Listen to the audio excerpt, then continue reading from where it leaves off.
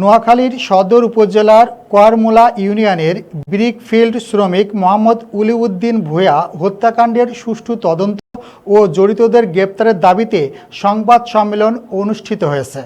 Senior staff reporter Shahabuddin জানান, আজ সকালে নোয়াখালী প্রেস ক্লাব মিলনায়তনে নিহতের পরিবারের সদস্যরা এ সংবাদ সম্মেলনে পরিবারের অভিযোগ 2019 সালে উলিউদ্দিনকে বাড়ি থেকে ডেকে নিয়ে পরিকল্পিতভাবে কুপিয়ে হাত পায়ের রগ কেটে এবং নখ উফড়িয়ে নির্মমভাবে হত্যা করা হয়।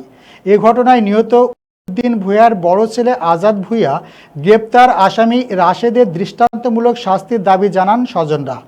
একই সঙ্গে পলাতক আসামি ফারুক, সুজন সহ অন্যদের দ্রুত গ্রেপ্তার করে আইনের আওতায় আনার দাবি করেন তারা। নিহতের পরিবারের দাবি, দীর্ঘদিন পরও তারা ন্যায় বিচার থেকে বঞ্চিত।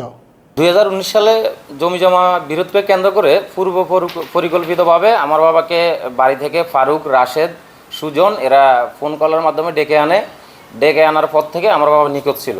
নিখোঁজ হওয়ার এক পর্যায়ে আমরা রাশেদ, ফারুক, সুজন থেকে বিভিন্ন সময় জানার চেষ্টা করি ওই যে পরের দিন থেকে যে আমার বাবা কোথায় আছে বা কোন জায়গায় গেছে। তখন তারা বিভিন্ন সময় বিভিন্ন তথ্য দিতে লাগতেছিল যে এখানে আছে, ওখানে আছে। 4-5 দিন পরে শুনি যে আমার বাবার মতো একজন অজ্ঞাত লোক সরকারি গোবরস্থানে পুলিশ মাটি দিছে।